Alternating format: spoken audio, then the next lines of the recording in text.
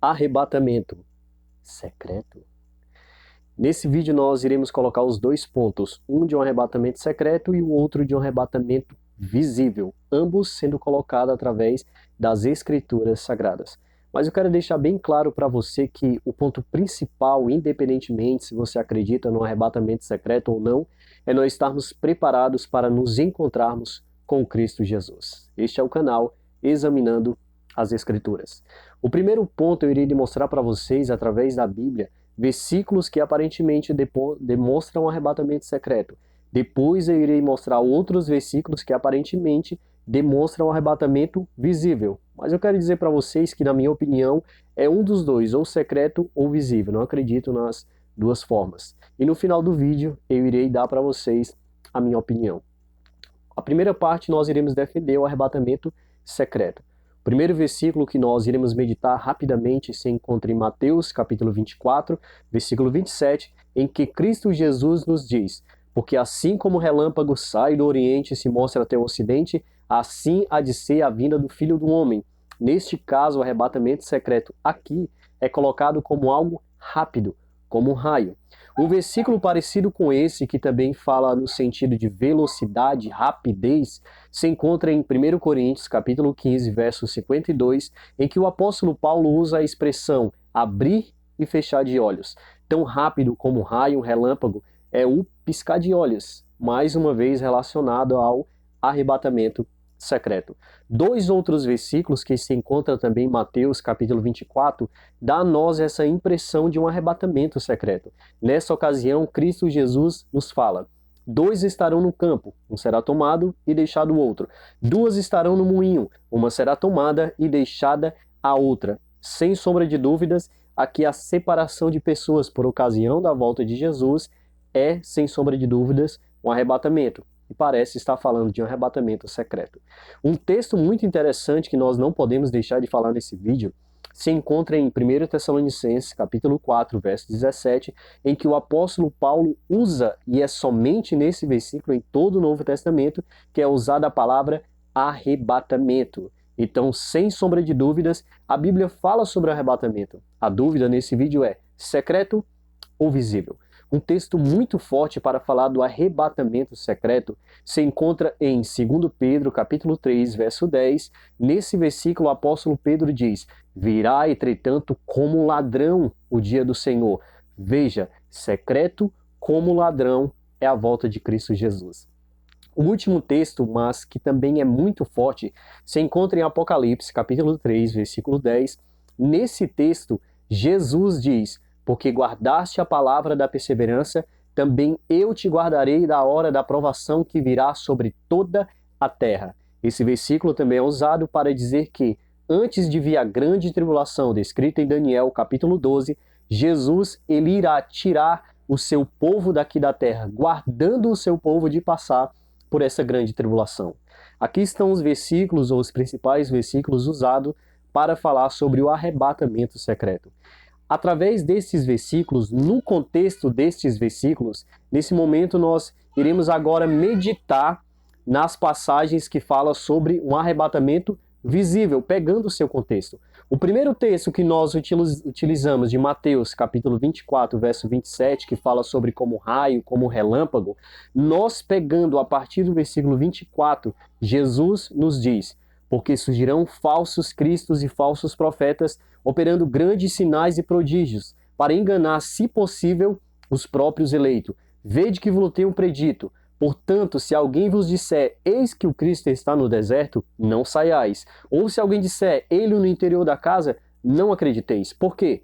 Porque assim como o relâmpago sai do Oriente e se mostra até o Ocidente, assim é de ser a vinda do Filho do Homem. Então, quando Jesus usa a expressão raio, relâmpago, ele não está falando no sentido de velocidade, de rapidez, e sim de visibilidade. Sai do Oriente e se mostra até o Ocidente. Então, as pessoas também verão Jesus voltar como elas conseguem ver um raio ou um relâmpago.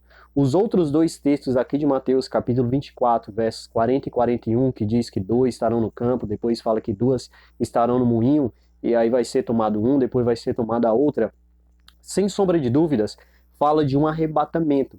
Mas pegando este contexto, a partir também do versículo 27, mas principalmente a partir dos versos 30 e 31, nós vemos que Jesus nos diz o seguinte: então aparecerá no céu o sinal do Filho do Homem.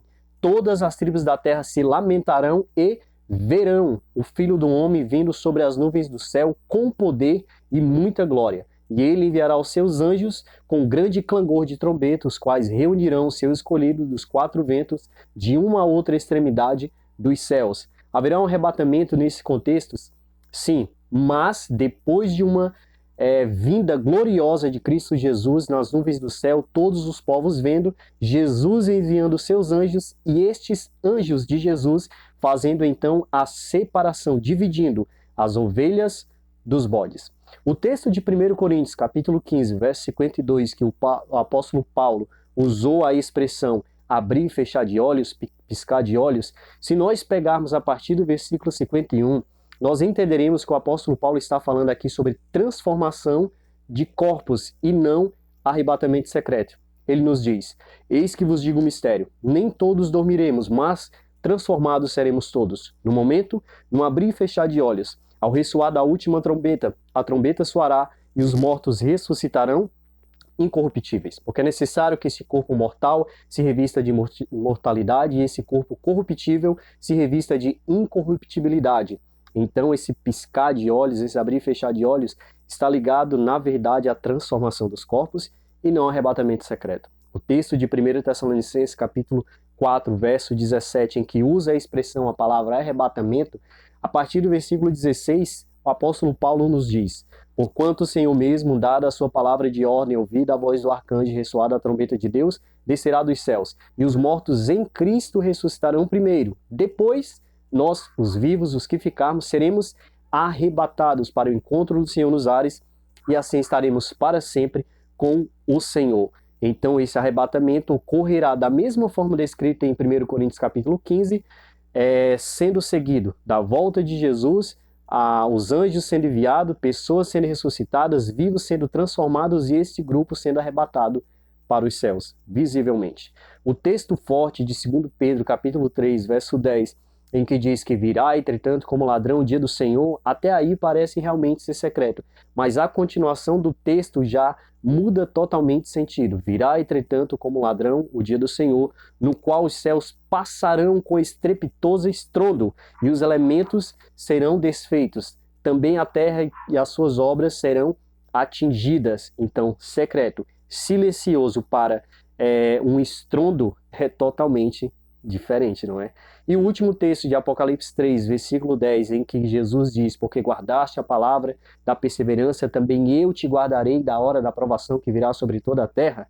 Um texto parecido com esse, ou essa palavra, né, guardar, Jesus já havia utilizado em João, capítulo 17, versículo 15, na oração sacerdotal. Jesus orando ao Pai, ele diz: não peço que os tire do mundo, e sim que os guarde do mal. Então esse guardar de Apocalipse 3:10 é guardar aqui na terra, protegendo os seus filhos em meio à grande tribulação que ocorrerá nessa terra, mas todos eles estarão protegidos pela mão onipotente de Cristo Jesus.